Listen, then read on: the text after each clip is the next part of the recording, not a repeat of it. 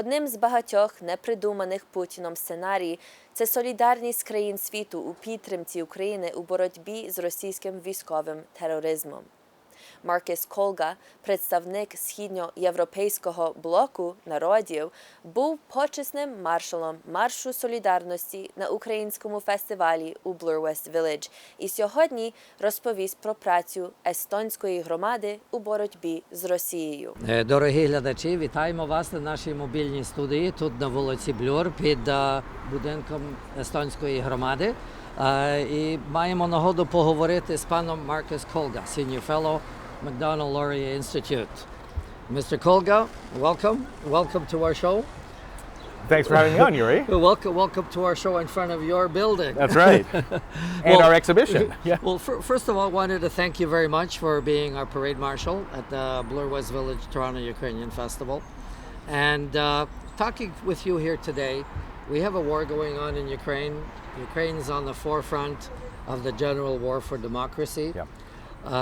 From your position as a leader of the Eastern European community here in Canada, what are we up against? What are our challenges in terms of making sure this war is won? Well, thanks, Yuri. First of all, let me thank you and the entire Ukrainian community for inviting me to be the marshal of the parade. It was such a huge honor. Sitting up in that tractor, I was offered a great ride in these wonderful, convertible vehicles. But I saw that tractor there, and I wanted to be in the tractor. Mr. Horodensky. Just amazing. So along the line there, along the parade route, I learned a lot about Ukrainian farming here in Canada, and about this tractor. And so it was great to see all those people, the thousands of people that come out to that, this very important festival and the parade. It was such a huge honor. So thank you so much for that. You're absolutely right. I mean, right now Ukraine is in the front lines of this battle against authoritarianism, rising authoritarianism, really around the world, and certainly with Russia. The Estonian and Latvian and Lithuanian communities, and certainly the Polish community, I think are all deeply appreciative of the defense that Ukraine has been putting up. And we've been standing alongside the Ukrainian community right here in Canada for the past 7 months of Vladimir Putin's 3-day operation in Ukraine. And it's so incredibly important that Ukraine wins. And over the past few weeks, we've been seeing these great advances in eastern Ukraine. Izium, the unfortunate thing is that we were seeing another crime scene emerge there with these Russian atrocities. But those advances that Ukraine are making, I think there's cause for optimism there. But the battle certainly hasn't been won yet, and it's critically important that Canada and certainly the Baltic states, Poland, and all the other supporters of Ukraine continue sending weapons to support Ukraine and send more, because it's those weapons that are going to win this war, and we need Ukraine to win that war for all of us. And Marcus, part of this war is this exhibit that's right behind you. And would you mind telling us a little bit about the building and what this exhibit presents? It would be a pleasure. Well, this building that we're sitting in front of right now is Tartu College. It's a cornerstone institution in the Estonian community here in Canada. It was built in the 1960s, and it really houses some of our most important cultural institutions, our central archives, and certainly most of the critical sort of Estonian activity, community activity, is going to be moving here over the next couple of years as we continue to build onto this very important building.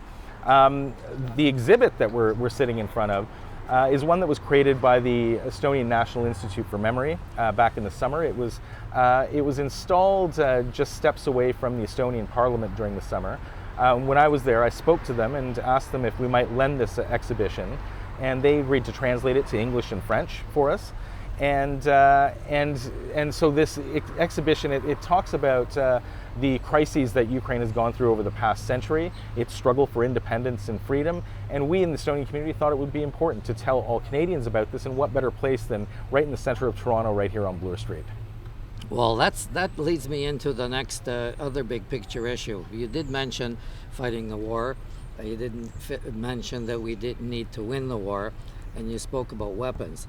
I mean, all kinds of weapons are needed, the ones that shoot bullets and bombs, but also I think we're also fighting a great disinformation campaign. Russia is still pursuing it's disinformation. It's still pretending and expressing actual facts as happening in a completely different way. How do we fight that? How do we continue overcoming that disinformation? Well, great. Thanks for that question, Yuri. I mean, this is such an important one. You know, Russia is fighting the information war against us on multiple fronts. He started out this conflict by calling it an operation to denazify Ukraine. You know, this sort of narrative it's so false. It's as false as can be. Ukraine's president, of course, is of Jewish heritage. There aren't any far-right, you know, Ukrainian parliamentarians elected to parliament. There are, however, in many other parliaments around Europe. So this narrative to denazify Europe, it's meant to, or to denazify Ukraine, it's intended to really dehumanize Ukraine and marginalize it. And the unfortunate thing is that the Russian embassy here in Canada and its proxies who support it are sort of repeating and parroting these narratives right here in Canada. And that sort of messaging is hateful. It is, as I mentioned, it's intended to dehumanize the Ukrainian Canadian community. It's intended to marginalize them and create a second class of Canadian citizen. And it's not the Ukrainian community only that's targeted with this sort of messaging, hate messaging and disinformation. It's all the Central and Eastern European communities. My own community, the Estonian community, has been targeted with the same, you know, and efforts to smear me have happened just as they have with so many members of the Ukrainian community, including our Deputy Prime Minister, Chrystia Freeland. There are also new narratives that are emerging on the disinformation front, narratives that focus on our sanctions. The Russian state media is suggesting that the inflation that we're seeing right now is due to Canadian sanctions on Russia, the coming food crisis that Russia is creating with its blockade of Odessa. They're suggesting it's Canadian sanctions that are responsible for that. These are all false. We need to fight back against them and remind Canadians all the time that it is Russia that first invaded Ukraine. It is that Russian invasion that's responsible for many of those sanctions. And it's the Russian invasion and the war that's causing energy prices to climb in Europe and causing prices to climb elsewhere. These are the facts. We need to make sure that Canadians are aware of them. And this is not just, you know, the media. This is the entire Ukrainian community, the entire Central and Eastern European community in Canada that needs to be fighting this war and making sure that friends, neighbors, you know, peers all understand the facts about what's going on in Ukraine. Well, ladies and gentlemen, Marcus Kolga, Senior Fellow, Macdonald-Laurier Institute. Marcus, thank you very, very much. We're all together in the fight against Russian disinformation. Slava Ukraini. Heroyam Slava.